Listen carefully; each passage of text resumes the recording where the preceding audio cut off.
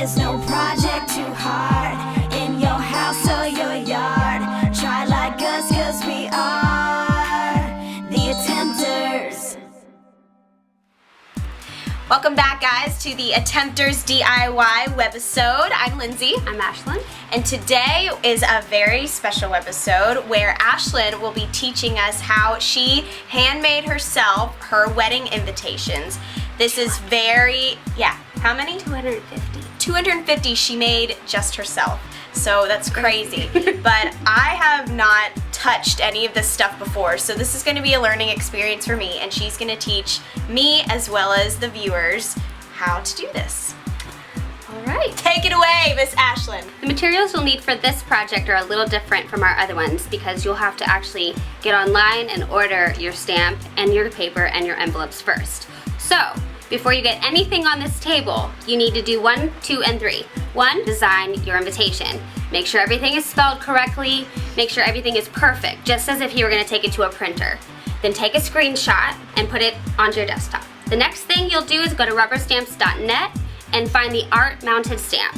I picked a 6x6. You can pick whatever you think will fit on the paper you want to do. 6x6 works for me. You upload the image of your invitation that you had taken a screenshot of in PowerPoint to the stamp and order. That'll take a couple days, and in the meantime you can pick out your paper. So I used lcipaper.com and I chose this deckled edge paper. It was the exact size I needed it, and it really did what I wanted it to do for my wedding invitation. Simple, clean, not too feminine, not too masculine.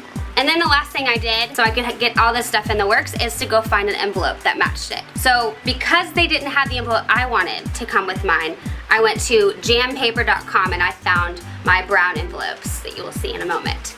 So all that needs to be shipped in order for you to start this project. Once you do that, here's what you'll need. So this is my stamp. It's very used since I made a lot of things from it, but this is what it did look like before. The big ones come with a handle, luckily. So you'll need your stamp. You'll need probably something to dab it with, so go ahead and grab yourself an old, not gonna use again, washcloth. You'll need some ink. I got mine at a local office store. You'll need a couple of these.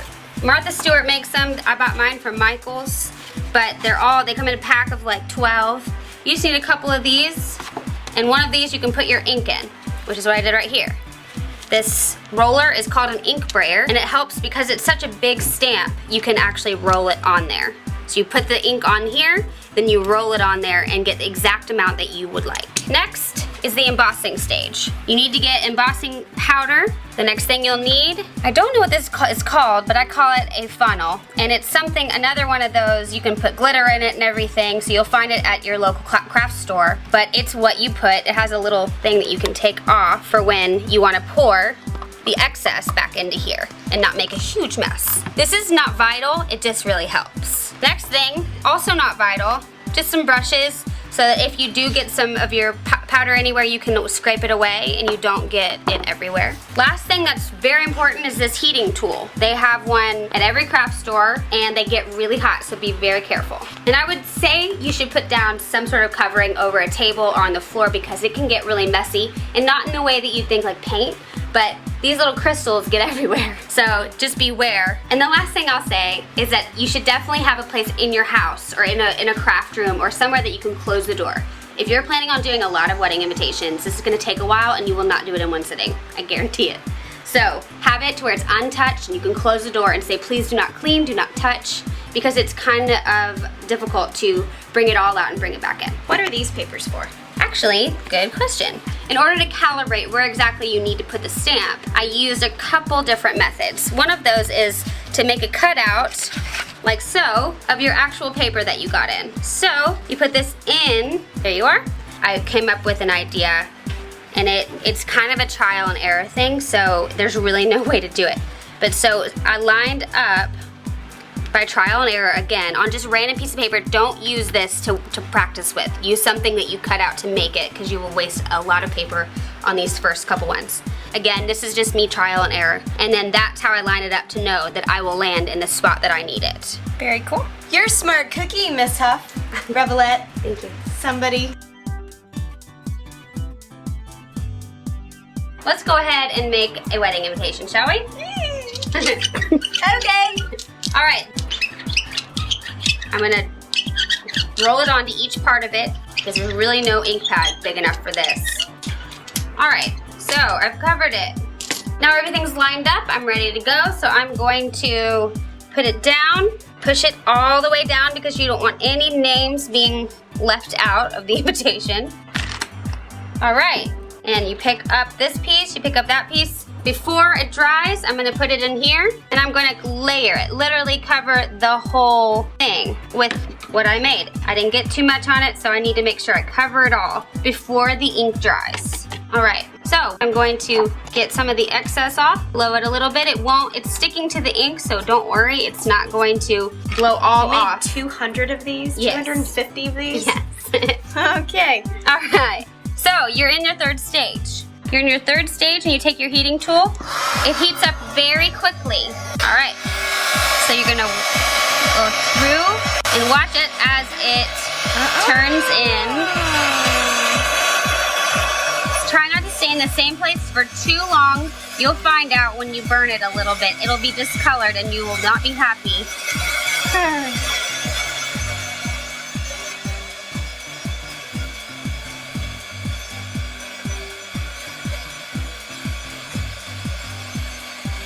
We're gonna finish up. Again, be careful not to burn the paper or your hand. Nothing flammable, people. Okay. Now you let it dry. It doesn't have to dry a lot, but see how it's raised a little bit and it's all shiny? So it looks like so cool. So that's all you have to do. That's one. Do it 250 times and you won't say that's all you have to do anymore. But the good thing about this is that when you do it yourself, people know that you put a lot of time and effort into it. So this little part right here, it's not a big deal that it kind of ran a little bit. Also, I'm a big fan of imperfection. I think it looks more interesting and more fun. So these little pieces where the stamp came down and it wasn't supposed to, or it ran, it's fine with me. It looks a little bit more rustic, which is what I like. So you may not like any of these color. You might want something a lot more colorful. But you can buy any of these in any color, make anything you want. Again, you design everything about it. It's really cost effective. Let's just say I saved my mom and dad a lot of money, and I happen to like crafting, so it worked out for everybody. And for the rest of my life, I know I made my own wedding invitation. So here it is. So cool. Good job, girl. I'm proud of you. Thank you. All right, and the last thing I wanted to tell you is that this is optional, but I decided to make my envelope a little bit more exciting than it just being my handwriting all over. So I got my mom's address and where we wanted to do it. I got it on a stamp just like this, 1/8 of the size. So, and I used clear embossing ink rather than anything else. So I put it in clear embossing ink. I put it down, I used the clear, and now you have your own customized envelope and you didn't spend any more money than you should have. Awesome. Good job. So here is the final product for Miss Ashlyne's wedding invitations. They are very inexpensive and a great creative personal touch to your special day. Yeah. Ryan, would you like to come to my wedding? Thanks for watching, and make sure to tune in next week when we dare to detox. Ooh. Getting slim. All right, and make sure you do not forget to check out the step-by-steps on our The Attempters DIY blog. And make sure you follow us on Pinterest, Facebook, and Twitter. Yeah. Have a good one. See you next week. They're very cost effective and one more time. Sorry. An creation. A great creative is what I was trying to say. Ready? Here we go. 1, 2,